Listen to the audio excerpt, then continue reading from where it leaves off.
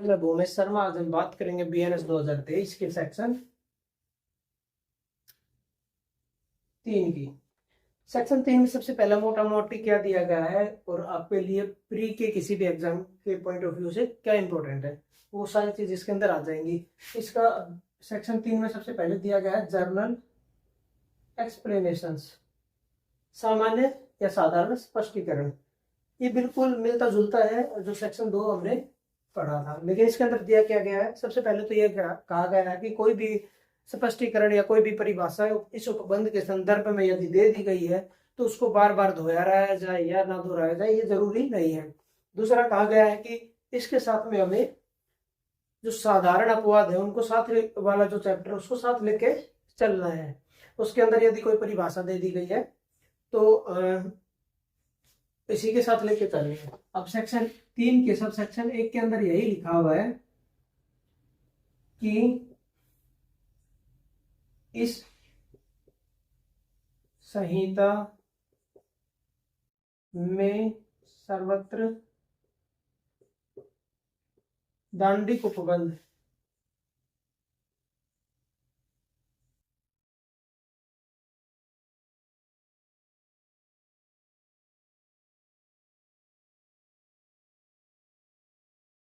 उपबंध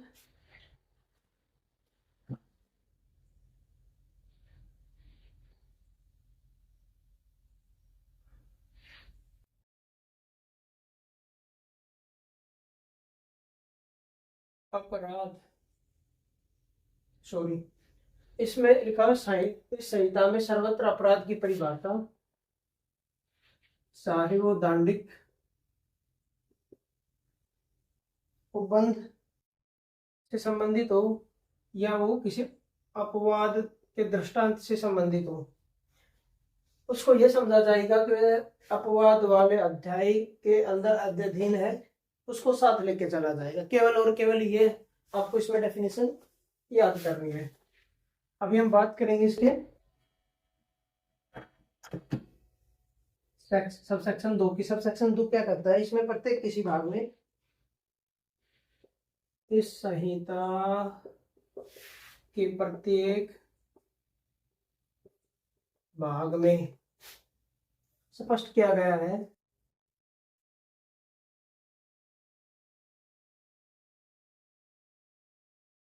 कि कोई स्पष्टीकरण यदि एक बार कहीं कर दिया गया या दे दिया गया तो इस उपबंध के सभी भागों में वह सेम एज इट एज है। यदि कोई स्पष्टीकरण एक बार दे देगा, किसी उपबंध के बारे में कोई एक्सप्लेनेशन एक बार दे दी गई तो वो सेम ही रहेगी, उसमें कोई बदलाव की गुंजाइश नहीं है, वो सभी भाग पे सेम इफेक्ट डालेगी। ठीक है, अब हम बात करते हैं इस सेक्शन के सब सेक्शन 3 के बारे में। सब सेक्शन 3 क्या कहता है, यदि कोई प्रॉपर्टी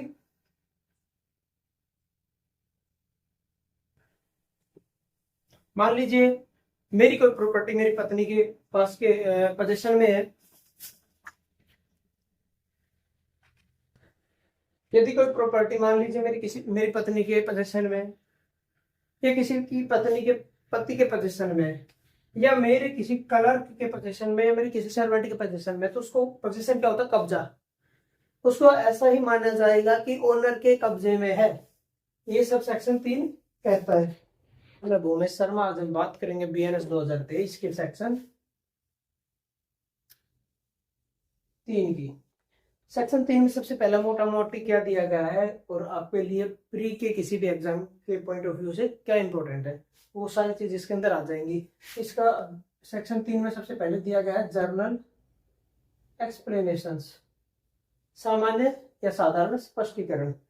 ये बिल्कुल मिलता जुलता है जो सेक्शन 2 हमने पढ़ा था, लेकिन इसके अंदर दिया क्या गया है। सबसे पहले तो यह कहा गया है कि कोई भी स्पष्टीकरण या कोई भी परिभाषा इस उपबंध के संदर्भ में यदि दे दी गई है तो उसको बार बार दोहराया जाए या ना दोहराया जाए ये जरूरी नहीं है। दूसरा कहा गया है कि इसके साथ में हमें जो साधारण अपवाद है उनको वाला जो चैप्टर उसको साथ लेके चलना है। उसके अंदर यदि कोई परिभाषा दे दी गई है तो इसी के साथ लेके चलेंगे। अब सेक्शन 3 के सब सेक्शन 1 के अंदर यही लिखा हुआ है कि इस संहिता में सर्वत्र दांडिक उपबंध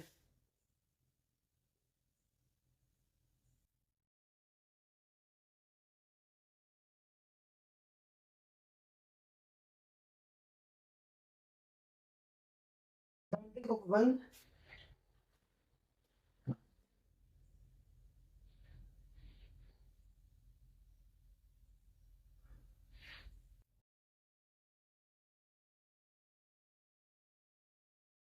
अपराध सॉरी इसमें लिखा है इस संहिता में सर्वत्र अपराध की परिभाषा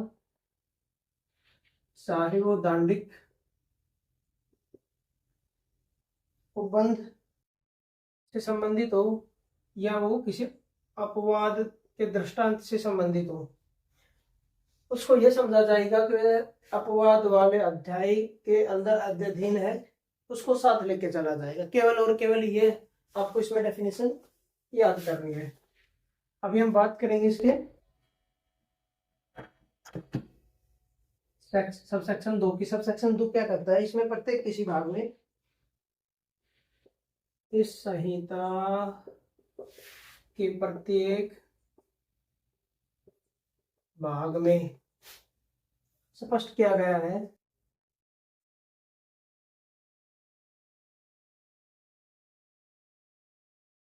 कि कोई स्पष्टीकरण यदि एक बार कहीं कर दिया गया या दे दिया गया तो इस उपबंध के सभी भागों में वह सेम एज इट एज है। यदि कोई स्पष्टीकरण एक बार दे देगा, किसी उपबंध के बारे में कोई एक्सप्लेनेशन एक बार दे दी गई तो वो सेम ही रहेगी, उसमें कोई बदलाव की गुंजाइश नहीं है, वो सभी भाग पे सेम इफेक्ट डालेगी।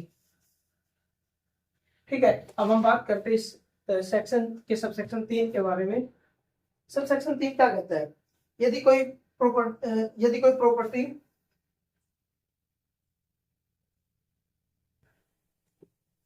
मान लीजिए मेरी कोई प्रॉपर्टी मेरी पत्नी के पास के पोजीशन में है, यदि कोई प्रॉपर्टी मान लीजिए मेरी पत्नी के पोजीशन में या किसी की पत्नी के पति के पोजीशन में या मेरे किसी क्लर्क के पोजीशन में या मेरे किसी सर्वेंट के पोजीशन में, तो उसको पोजीशन क्या होता है, कब्जा। उसको ऐसा ही माना जाएगा कि ओनर के कब्जे में है। ये सब सेक्शन 3 कहता है। ये सेक्शन 3 के सब सेक्शन 4 के बारे में, इसके अंदर क्या क्या कहा गया है कि जब तक कि इस संदर्भ में प्रतिकूल प्रतीत ना हो तो इस संहिता के भाग में किए गए कार्यों के निर्देश वाले शब्दों के विस्तार में लोप पर भी यह लागू होगा। मतलब क्या है, लोप, कोई निर्देश दिया गया किसी कार्य को करने का, इसके अंदर लोप मतलब जानबूझकर किसी कार्य को छोड़ने पर भी यह अपराध की श्रेणी में माने जाते हैं, उन पे भी यह संहिता लागू होगी। सबसेक्शन 5 क्या कहता है, सबसेक्शन 5 क्या कहता है कि जब कोई सामान्य आशय से अग्रसर होकर कई व्यक्तियों द्वारा किसी कार्य को अंजाम दिया जाता है, कोई अपराध किया जाता है, तो ये संहिता उसको ऐसे मानेगी कि प्रत्येक व्यक्ति ने अकेले उस कार्य को करा हो। सबसेक्शन 6 क्या कहता है, सबसेक्शन 6 कहता है जब कोई कार्य कोई परिणाम सामान्य आशय आपराधिक आशय से अपराध घोषित होता हो, जब कोई कार्य आपराधिक ज्ञान और आशय से किए जाने पर ही आपराधिक घोषित होता है। ये ऐसा कार्य आपराधिक ज्ञान और आशय से किया जाता है कई व्यक्तियों द्वारा, तो ये संहिता उसको ऐसा मानेगी कि सभी व्यक्तियों ने ऐसा आपराधिक ज्ञान और आशय से किया और प्रत्येक ने इंडिविजुअल किया। इस संहिता के अंदर ऐसा कहा गया है। अब सब सेक्शन 7 क्या कहता है? 7 कहता है कि कोई कार्य अंशतः लोक ओमिशन, मैंने इसकी डेफिनेशन अभी कुछ देर पहले बताई थी कि जहां कर्तव्य बनता है जानबूझकर उस कार्य को नहीं करना। अंशतः एक्ट, पार्शली एक्ट द्वारा, कार्य द्वारा अपराध किया जाता है तो उसको अंशतः लोक द्वारा अपराध और अंशतः कार्य द्वारा अपराध माना जाएगा। फॉर एग्जाम्पल, कोई पुलिसमैन है, किसी कैदी को लोक करता है कि उसको भोजन नहीं देता, एक्ट करता है उसको पिटाई करता है। अब इसका परिणाम उसकी मृत्यु हो जाती है, तो यह पार्शली लोक द्वारा मृत्यु और पार्शली एक्ट द्वारा मृत्यु कहलाएगी। अब इसमें सेक्शन 2 बच गई, 8 एंड 9। वो मैं अगली वीडियो के पार्ट में, इसके अलावा एक छोटी वीडियो पर डिटेल और बना दूंगा, उसके अंदर दूंगा। आपको ये वीडियो अच्छी लगी तो like share and subscribe comment करें ताकि मुझे पता चले कि ये जो मेरा कंटेंट है, ये जो मेरी इंफॉर्मेशन है, मेरी जो स्टडी है उन लोगों तक पहुंच रही है जिनको इसकी जरूरत है।